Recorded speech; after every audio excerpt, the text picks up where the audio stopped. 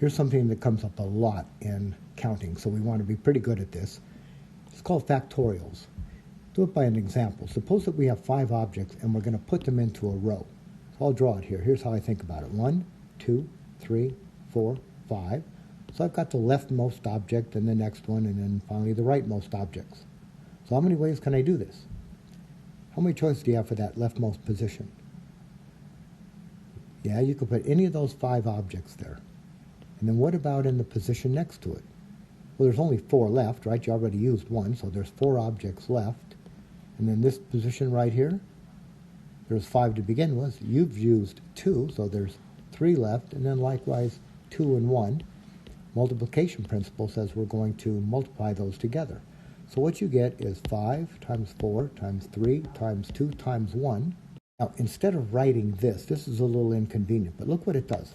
It starts at 5 and goes consecutively down to 1 through the integers. So we have a notation for this. I'm going to write this. I'm going to write 5. That's the number at which it starts. And then to indicate that it just multiplies all the way down to 1, you put an exclamation point. And the way you read it is 5 factorial, right? 5 factorial.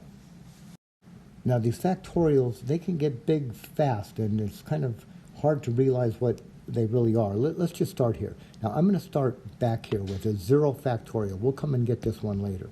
But what is 1 factorial? Well, 1 factorial is just 1 times 1, which is 1. 2 factorial. That's 2 times 1, which is 2. 3 factorial. Well, that's going to be 3 times 2 times 1, which is 6. 4 factorial is 4 times 3 times 2 times 1, which is 24. Now look what happened here. We popped up very quickly. We were at 1, and then it doubled to 2, and then it went up to 6, and then suddenly it's up at 24. Now that we're looking at a 1, and the 2, not much of a change. 3, not much of a change. 4, not much of a change. But look at the big changes in the factorial. Do another one here. What about our 5 factorial? That's 5 times 4 times 3 times 2 times 1. But notice this. You see that part right there? That's 4 factorial. And then I've got the 5 times 4 factorial. Now here's what that tells me. If you read the notation, it says 5 factorial is 5 times as big as 4 factorial. Right? Just read what you write. 5 factorial is 5 times as big as 4 factorial. Now that turns out to be 120. And sure enough, if you go from 4 factorial to 5 factorial, what did you do? You just went 5 times as much, right? So it may not look like much because your eye is just looking at the integers without the multiplication. So these things go up fast. Look at 6 factorial. If I can write it here. 6 factorial, well, that's going to be 6 times 5, 4, 3, 2, 1. But look at that part right there, just so we can see. 6 times 5, 4, 3, 2, 1 is 5 factorial. So that means that 6 factorial is 6 times as big as 5 factorial. And that turns out to be 720. And sure enough, 120 times 6 is 720. So look what happened here. We were at 5 factorial and we were down at 120. We just went up 1 integer more to 6 factorial, and we're all the way up now to 720 factorial. Now if you have a TI calculator, here's how you can compute these factorials. Type in 8, then press the math key. The math key is in the left column near the top, 3rd or 4th row.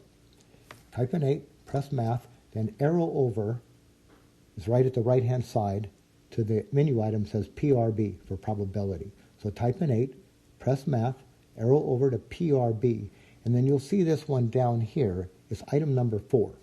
So you want to select this. So you can either scroll down to 4 with your arrow keys and press enter, or just type in the numerical number 4, right? Just the number 4. And then press enter.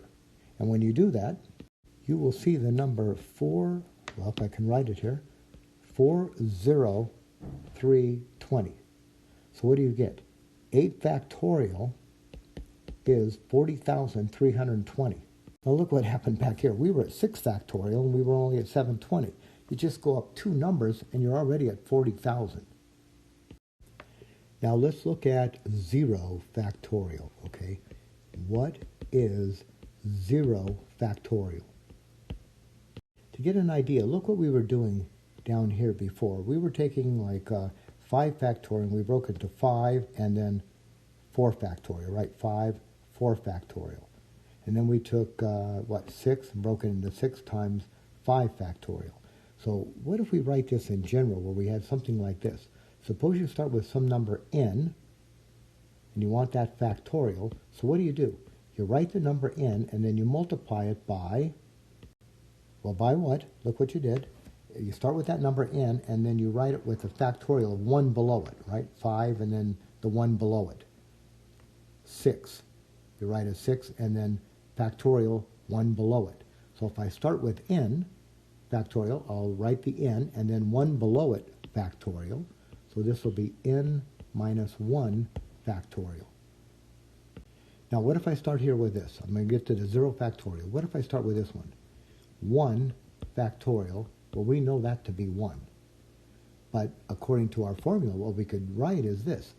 1 factorial is you start at your number and then multiply it by the 1 just below that, times what? 1 minus 1 factorial, or 1 times 0 factorial.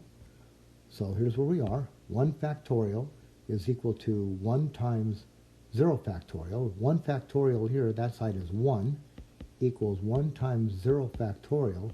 Now if you divide both sides by 1, you get 1 over 1 is 0 factorial. So 0 factorial is equal to 1.